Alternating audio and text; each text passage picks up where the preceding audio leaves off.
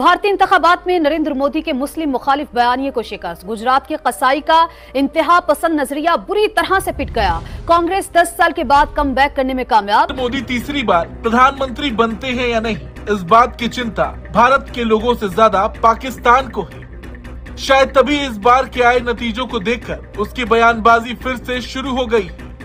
Pakistani media अब ये अनुमान लगा रही कि आगे भारत में क्या होता है। ये बात तो मानना पड़ेगी कि भारत के अंदर एक तारीख लिखी जा रही है और नरेंद्र मोदी जो कि इस वक्त खिताब कर रहे हैं और वो ये कह रहे हैं कि इंडिया जो है वो एक हिस्ट्री लिखने जा रहा है। ये थर्ड टर्म है, ये बीजेपी को, एनडीए को आपने थर्ड टर्म दी है और जान के मुझसे ऐसा मुश्किल सवाल कर रहा है। नहीं, ये मुझसे जवाब बने ना इस चीज का। ये आप बताएं, ये मुश्किल सवाल है कि मैं ये कह रहा हूँ आप अपनी पार्टी तो नहीं चेंज कर लेंगे। लेट्स सपोज वहाँ पे गवर्नमेंट चेंज होती है, हमारी व्यूअरशिप वहाँ से है, तो आपको लगे कि यार मेरी तो नीचे तारीफें अब जो है वो नई पार्टी आ गई। तो জয় হিন্দ বন্ধুরা, আমি দীপ আর আপনারা দেখছেন দীপ ইনফরমেশন। তো বন্ধুরা, আশা করি আপনারা সকলেই 2024 সালে ভারতে যে ভোট হলো সেই রেজাল্ট আপনারা পেয়ে গেছেন। আর এই রেজাল্টকে নিয়ে পূর্ব পাকিস্তান আর চীন অনেক খুশি। পাকিস্তান মিডিয়ার দাবি এটাই ছিল যে ভারত সরকার যেভাবে এতদিন পর্যন্ত ক্ষমতায় থেকে যেভাবে তারা কার্যকলাপ করে চালাচ্ছিল, এবার সেটা পারবে না।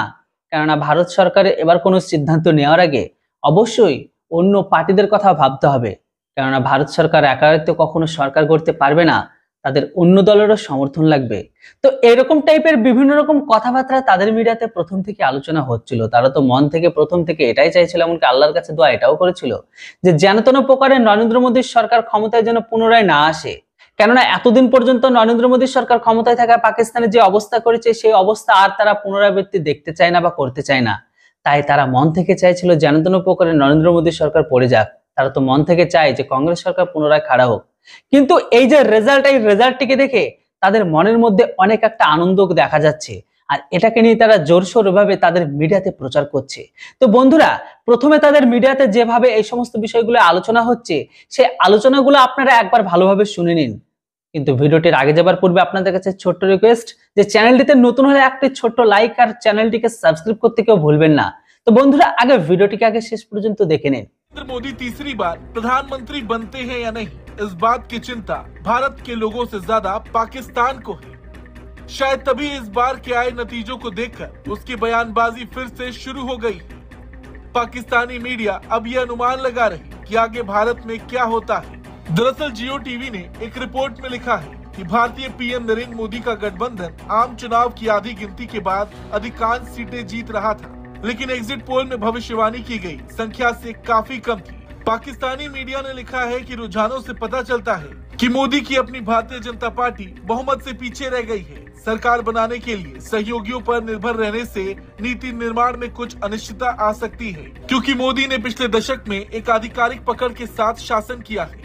जियो टीवी ने लिखा, 2014 में सत्ता में आने पर हिंदू राष्ट्रवादी भाजपा ने अपने दम पर बहुमत हासिल किया, जिससे भारत में अस्थिर गठबंधन सरकारों का युग समाप्त हो गया और 2019 में इस उपलब्धि को दोहराया। मोदी को सहयोगियों पर भरोसा करने की संभावना से बाजार भयभीत हो गया और शेयरों में भारी गिरावट आई। डॉलर के मुकाबले रुपया भी तेजी से गिरा और बेंचमार्क बॉन्ड यील्ड बढ़ी। दोस्तों, ये बात तो मानना पड़ेगी कि भारत के अंदर एक तारीख लिखी जा रही है और नरेंद्र मोदी जो कि इस वक्त खिताब कर रहे हैं और वो ये कह रहे हैं कि इंडिया जो है वो एक हिस्ट्री लिखने जा रहा है। ये थर्ड टर्म है, ये बीजेपी को, एनडीए को आपने थर्ड टर्म दी है और हम एक हिस्ट्री लिखने जा रहे हैं, ये मोदी की गारंटी है।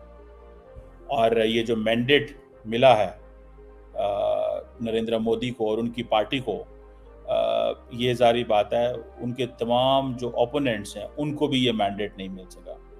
देखें, ये बात तो आपको एक्सेप्ट करना पड़ेगा कि नरेंद्र मोदी ने अकेले, उनकी जमात ने अकेले विदाउट एनी सपोर्ट अगर 246 सीट्स ले ली हैं, ठीक है जी, तो ये आप समझ लें कि दे हैव कम सो फार कि पूरी की पूरी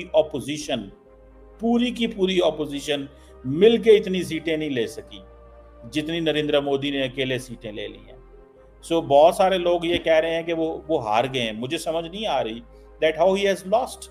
द ओनली प्रॉब्लम इज कि वो कह रहे थे हम 400 लेंगे, The question is they have stopped at 295 or 298. That's the difference.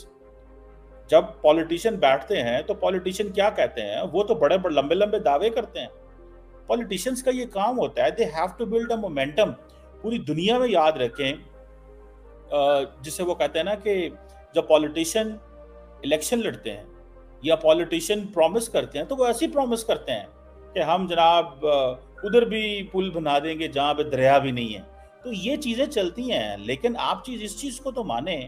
जान के मुझसे ऐसा मुश्किल सवाल कर रहा है नहीं, कि ये मुझसे मुश्किल जवाब बने ना इस चीज का। ये आप बताएं, ये मुश्किल सवाल है कि मैं ये कह रहा हूँ आप अपनी पार्टी तो नहीं चेंज कर लेंगे। लेट्स सपोज वहाँ पे गवर्नमेंट चेंज होती है, हमारी व्यूअरशिप वहाँ से है, तो आपको लगे कि यार मेरी तो नीचे तारीफें, अब जो है वो नई पार्टी आ गई है तो वो लोग करेंगे। देखिए इस बार इंडिया की फीमेल गर्ल्स अच्छा, जो लेडीज हैं वो बाहर निकले और प्राइम मिनिस्टर मोदी को बहुत बड़ा वोट जो है ना वोटिंग लेडीज की तरफ से, क्योंकि लेडीज की इन्होंने बड़ी बात की थी। इस बार इंडिया की हिस्ट्री चेंज हुई है सर।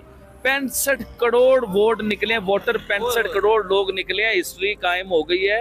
ये एक समझ लें कि रिकॉर्ड हो गया हुआ है। अच्छा, ये रिकॉर्ड अब देखें, मेरे ख्याल से पूरी दुनिया में ना किसी की इतनी बड़ी आबादी है, ना किसी की इतनी बड़ी कोई अवाम है, और ना कोई ये रिकॉर्ड तोड़ पाएगा। अच्छा, हम लेते हैं चाइना को, चाइना की आबादी तकरीबन सिमिलर है, तकरीबन करीब आबादी है, तो चाइना हो सकता है रिकॉर्ड तोड़े, लेकिन चाइना रिकॉर्ड कैसे तोड़े कि वो तो डेमोक्रेसी है ही नहीं। अगर ऐसी कोई गवर्नमेंट आती है जो हमारी आवाम को 300 यूनिट फ्री देगी, मैं उसकी भी तारीफ करूंगा, मैं उसका भी फैन बनूंगा। अगर कोई गवर्नमेंट ऐसी आती है कि जो गरीबों के साथ खड़ा हो, गरीबों के बीच में आके खड़ा हो, ये ना हो कि वज़ीर-ए-आज़म बन जाए और 5 साल हमें नजर ही नहीं आ रहा। 200 यूनिट होएगा, फ्री होगा, ठीक है। उसके बाद देखो 20,000, 15,000, 18,000 से बिल कम आएगा। आप क्या काम करते हैं? ये गुब्बारों का, ठीक है। और मतलब दिन में कितना कमा लेते हैं? दिन में 500, 800, 700 बार। और बिल बिजली का कितना आया? 18,000। ठीक है। ये बैलून की रेडी है एक बंदे की, ये बैलून बेच रहा है। अब ये बंदा सारा दिन मेहनत करके गर्मी का टेम्परेचर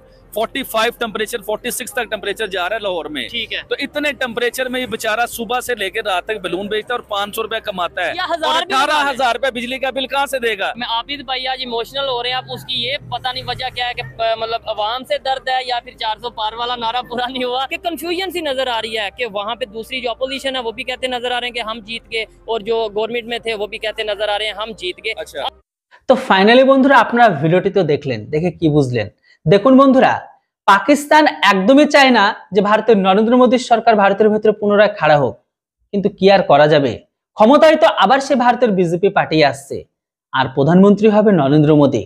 কিন্তু তারা যে প্রথমে ভেবেছিল যে ভারতের প্রধানমন্ত্রী নরেন্দ্র মোদীর সরকার পড়ে গেলে যে সরকার খাড়া হবে তারা হয়তো পাকিস্তানকে রিকোয়েস্ট করবে, পাকিস্তানের সাথে পুনরায় সমস্ত সম্পর্ক ঠিক করবে, কিন্তু এরা ভালোভাবে জানে যে নরেন্দ্র মোদী সরকার ক্ষমতায় থাকলে তাদের সাথে সম্পর্ক আর আগের মতো হবে না, কেননা তাদের আতঙ্কবাদী যে সমস্ত ভারতের সেনাবাহিনীকে মেরেছে, তারা ভারতের ভেতরে যে সমস্ত জঙ্গি আর অশান্তিপ্রিয় কাজকর্মগুলো করেছে সেটা তো ভারতের সরকার কখনোই ছাড় দেবে না, বিশেষ করে নরেন্দ্র মোদী সরকার। তাই যে সমস্ত প্ল্যানগুলো ভেবেছিল যে ভারত সরকার পড়ে গেলে অন্য সরকার আসলে তাদের পায়ে তেল মাখিয়ে বলবে চলো আমাদের সাথে আবার পুনরায় ট্রেডকে চালু করে আমাদের সাথে সম্পর্ককে ঠিক করো, মানে সবকিছু ওভারঅল ঠিক করে নাও, কিন্তু এমন ইচ্ছে বা প্রকাশ তাদের আর হচ্ছে না। যতই তারা খুশি হোক না কেন যে এককভাবে সরকার করতে পারবে না, কিন্তু এটাও তারা জানে যে এতে ভারতের বৈদেশিক যে নীতি বা ফরেন পলিসি সেটা কিন্তু একদমই পরিবর্তন হবে না, ক্ষমতায় থাকছে বিজেপি সরকার। কিন্তু এমতো অবস্থায় তাদের উপর যে নীতি বা তাদের উপর যে পলিসি রয়েছে ভারতের, মানে বিজেপি সরকারের যে পাকিস্তানের উপর পলিসি, সেটা কিন্তু এখন আর পরিবর্তন হচ্ছে না। তাই পাকিস্তান যতটাই খুশি হোক না কেন এই খুশি কিন্তু তাদের বেশি থাকবে না, এটা তারা নিজেরাই স্বীকার করছে। তো বন্ধুরা, পুরো ব্যাপারটির উপর আপনাদের কি মতামত? আজকের দিনে ভারতের ভেতরে যে সরকার তৈরি হবে সেই সরকার তাহলে কি পাকিস্তানের সাথে সেম পলিসিকে অ্যাপ্লাই করবে না পলিসিতে চেঞ্জ আসবে? আপনাদের মতামত অবশ্যই কমেন্ট বক্সে লিখে জানান। Thanks for watching. Jai Hind, Vande Mataram.